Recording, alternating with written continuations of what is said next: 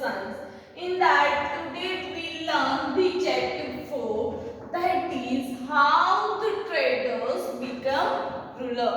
How the traders become ruler. This is the our chapter 4. Open your book everyone. Page number 19. Page number 19. Shall I start now? Okay.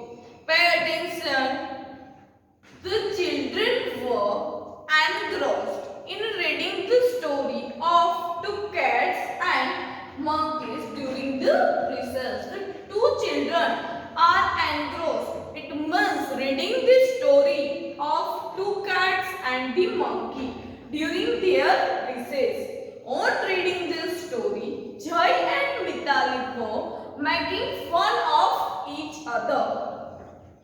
Then their class teacher, who was sitting beside them, said, "Children, this is to a policy."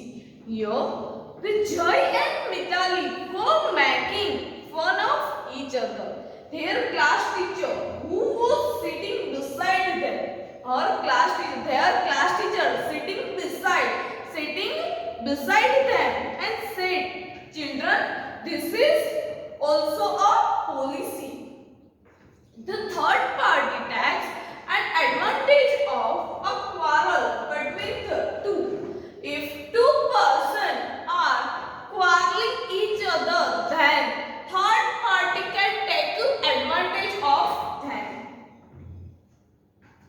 The British had expanded their empire in India with such a policy. Jai asked, "Sir, how is that possible?" The class teacher replied, "Let us go to class and there I will explain about how the British came to India and established their rule over the Indians." By the mid of 18th century, the British had started to emerge as a strong power on the Indian political horizon. In the first chapter, we learned that all Britishers came in India for trade. But here, our chapter that traders become ruler. Traders become ruler. So, here the British came in the mid of the 18th century. This is our key point. Or in the MCQ question, mid of 18th century.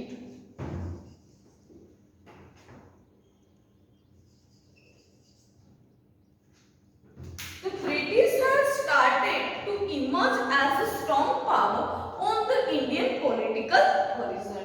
Do you know that the British came to India only for trade? Initially, they took permission to trade in an Indian state. They only take permission to trade in India. Then, how did they become the rulers of entire India? The history of the British rule arouses many such questions. To serve their economic interests, they increased their political hold on which with the use of British diplomatic tactics. Now, moving further to our topic, that is Wellesley's policy of expansion. Here, the map is given in 1798. The pink portion is given. That portion only the British came. After then blue, after then green and yellow. It means the day by day. From the 1798 to 1856, the British rule increasing day by day. So here our topic, that is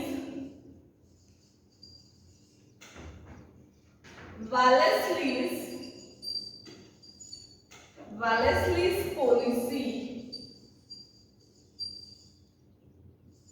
of expansion. expansion.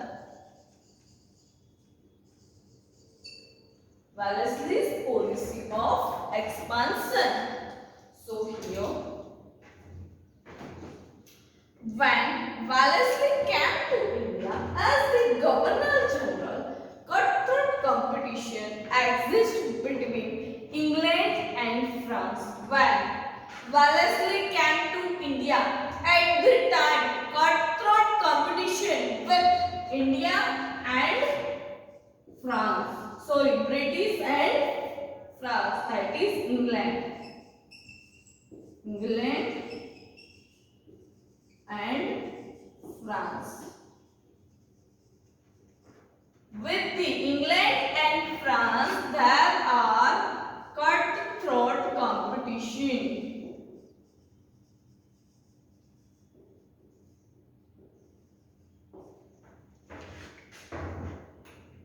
Clear? Then it was necessary to check France from becoming powerful in India.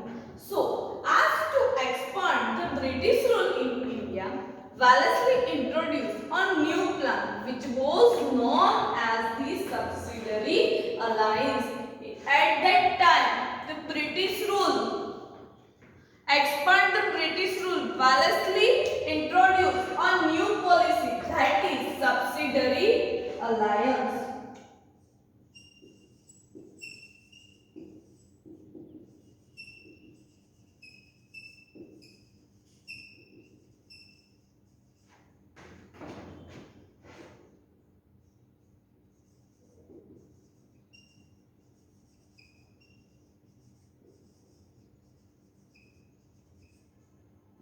Introduced the policy, that is Subsidiary Alliance.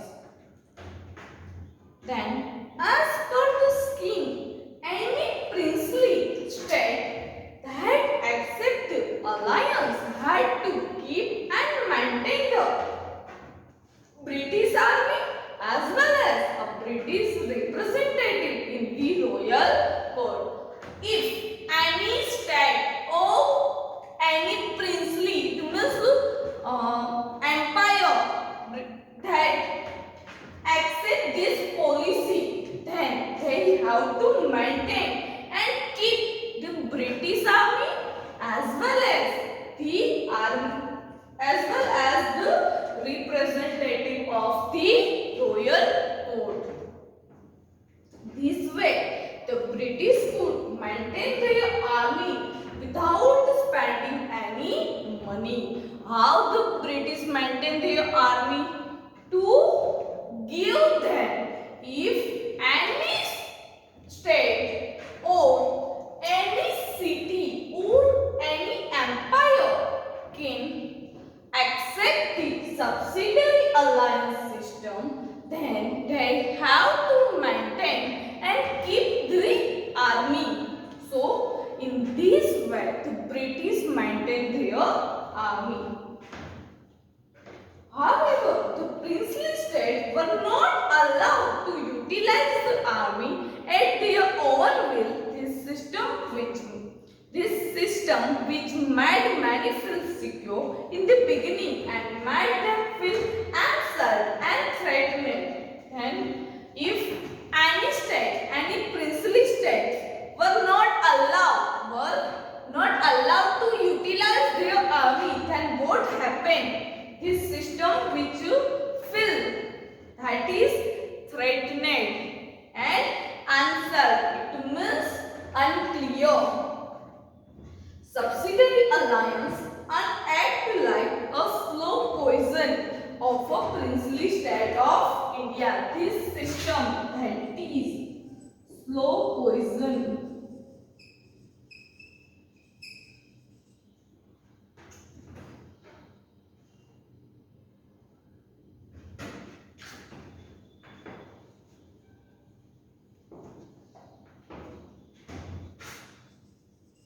This system is like a slow poison. The Indian state that become the victims of the subsidiary alliance were Hyderabad, Mysore, Ayodhya, Jodhpur, Gaikwad of Baroda, then Pashwas of Pune, then Sindhis of the Gwalior.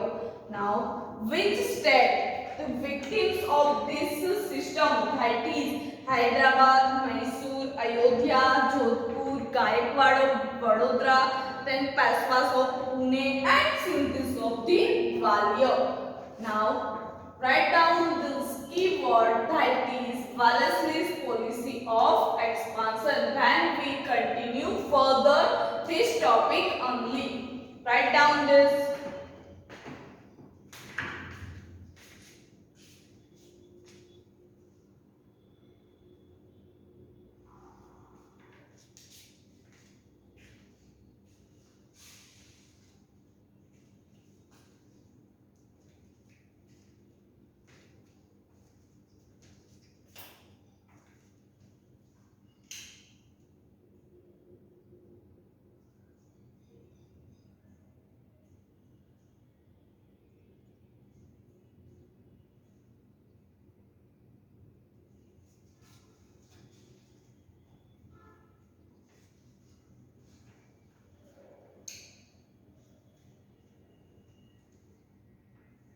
Done.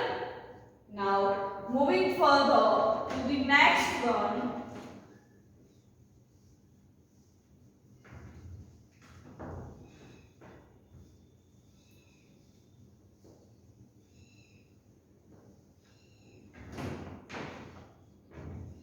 Nizam of Hyderabad was the first victim of Wellesley's subsidiary alliance. You have to write under this point that Nizam of Hyderabad.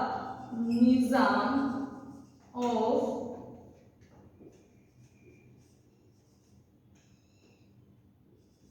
Hyderabad was the first victim.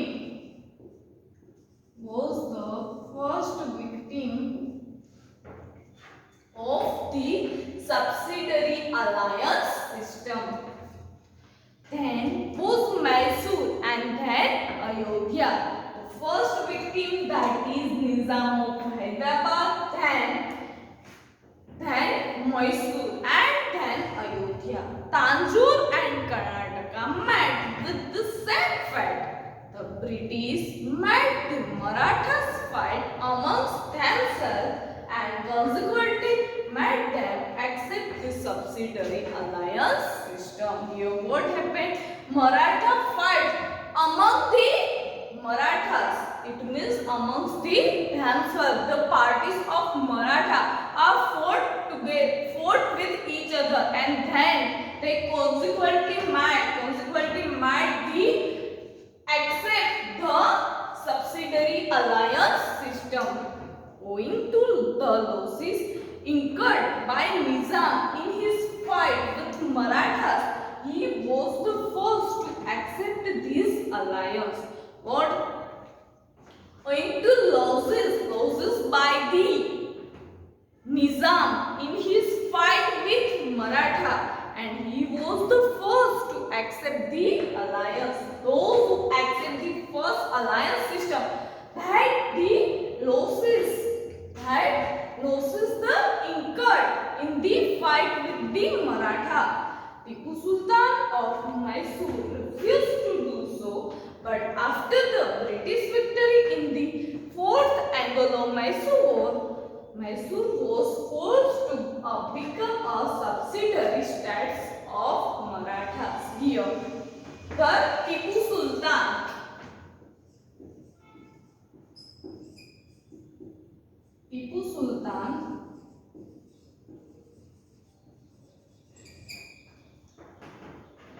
of Mysore. Tipu Sultan of Mysore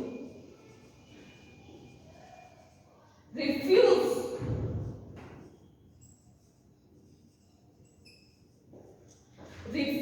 to accept the subsidiary alliance system. But after the British victory in the 4th Anglo War, that is 4th Anglo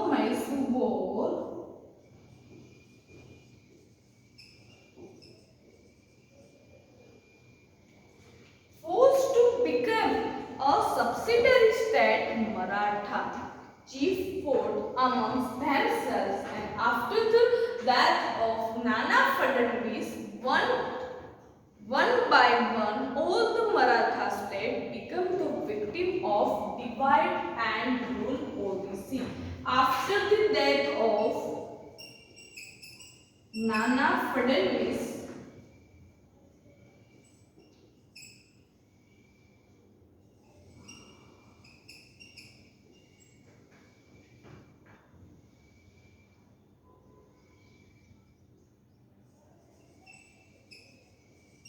then one by one, all Maratha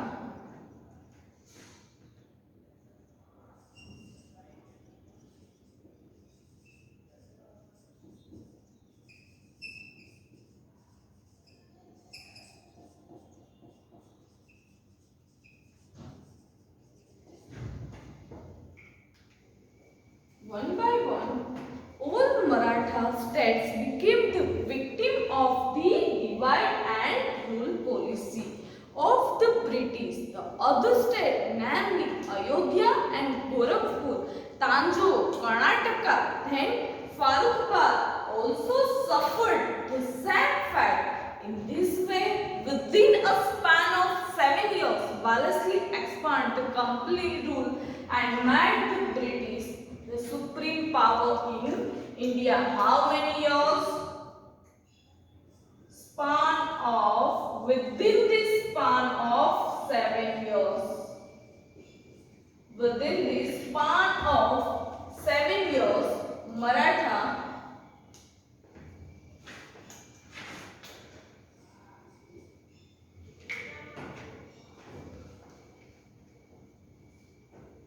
Within this span of 7 years, Wellesley expanded the company rule and made the British the supreme power in India. First write down this, then once again I am repeating this.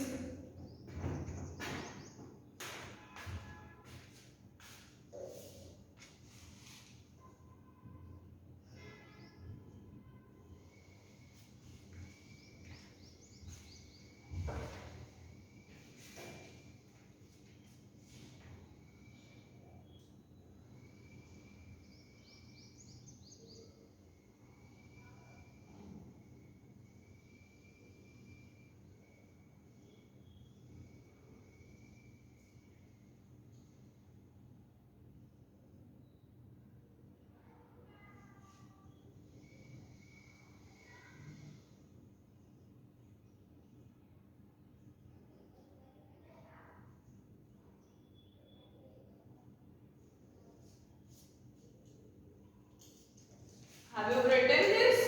Now, once again, from the first, we will see the Wellesley's policy of the expansion.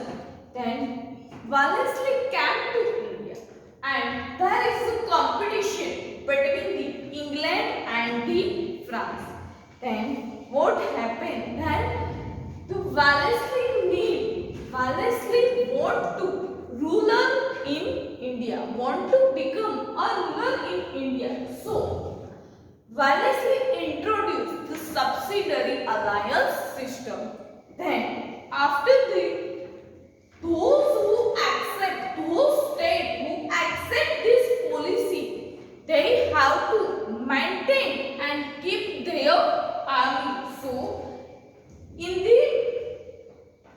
the beginning, this system is look like a very good system. After that, this system feel like unclear and threatened, become a threat. Then, in the Indian state that become the victims of the subsidiary alliance were Hyderabad, Mysore, Ayodhya, Jodhpur, then Gaikwad of Vadodara, then Pashwas of Pune, and Sindhis of the Gwalior. Then Nizam of the Hyderabad, that was the first victim of this system. Then after the war, the Nizam died or Nizam losses the incurred.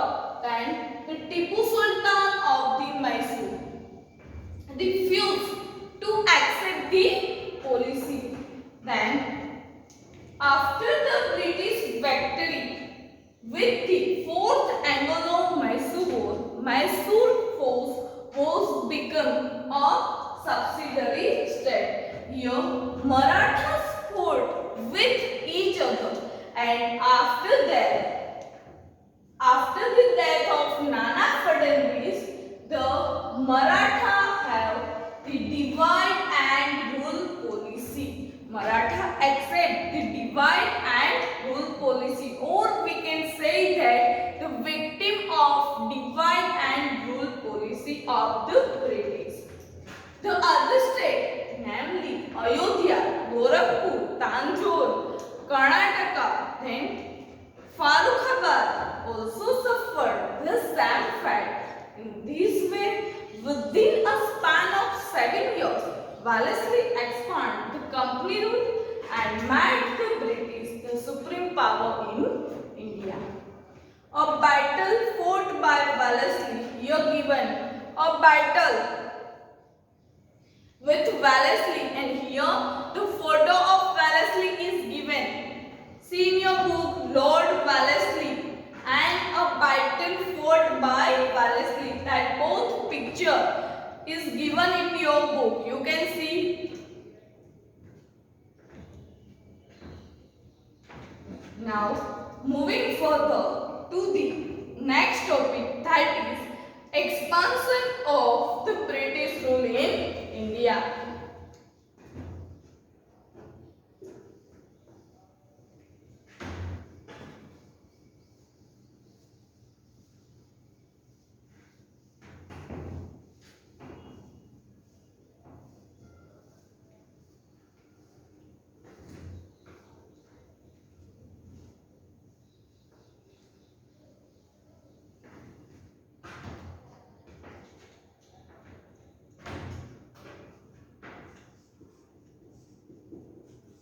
Expansion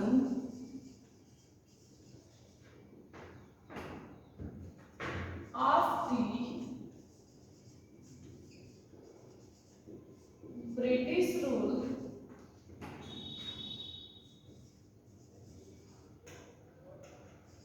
in India.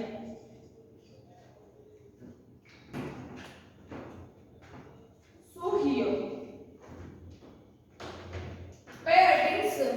After the finalizing the subsidiary alliance system with Mysore and Nizam of Hyderabad and Maratha chieftains, the British moved towards the northern part of the India. Now, where the British moved the northern part of India.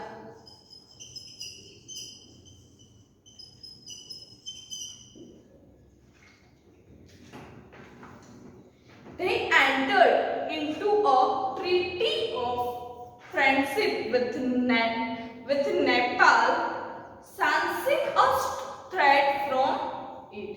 Here, how they enter in Nepal or in a northern part to do a friendship with him. They enter into a treaty of friendship with Nepal, sensing a threat from it, and say the British have a threat from the Nepal. They fought many battles to secure the friendly relation with the Sikh king Maharaja Ranjit Singh, helped them to win the battle with the Afghans and establish their rule in a Sindh. Now what is the policy here? Here, Wellesley policy that they fought many battles to secure the frontiers and friendly relation with the Sikh king. Then Maharaja Ranjit Singh helped them to win the battle with the Afghans and establish their rule in Sindh. Here, Wellesley established their rule in a Sindh. The British had an ambition to capture the Sikh kingdom, which was a very powerful kingdom, but they could not do so as long as Maharaja Ranjit Singh was alive. What here the British had an ambition to capture the Sikh kingdom. To capture the Sikh kingdom.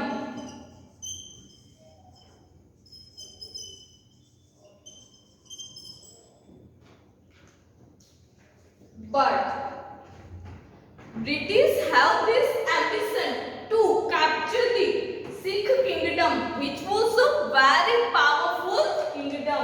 The Sikh kingdom, that is very powerful kingdom.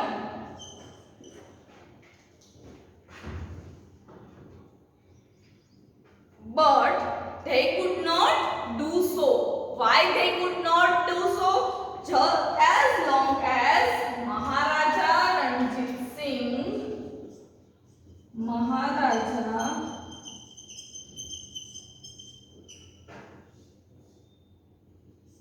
Ranjit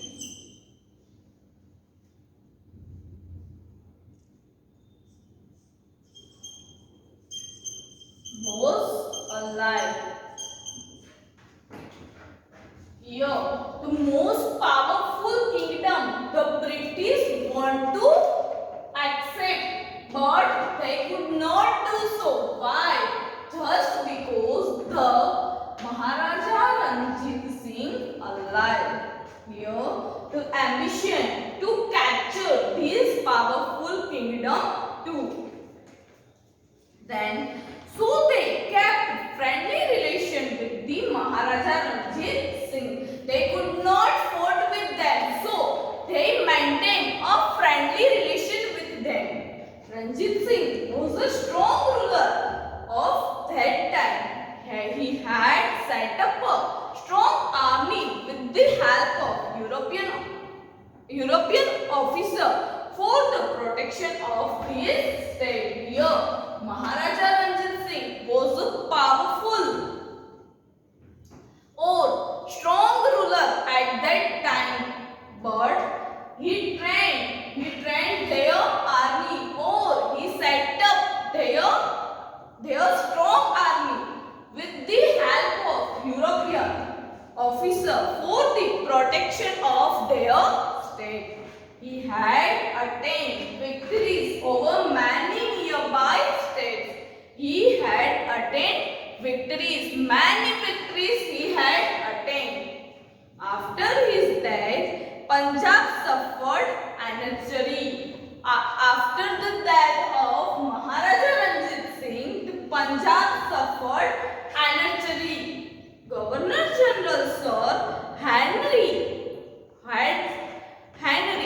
Hadji came to India and brought the Sikh rule completely under the British rule with the policy of interference and the accession. Write down this.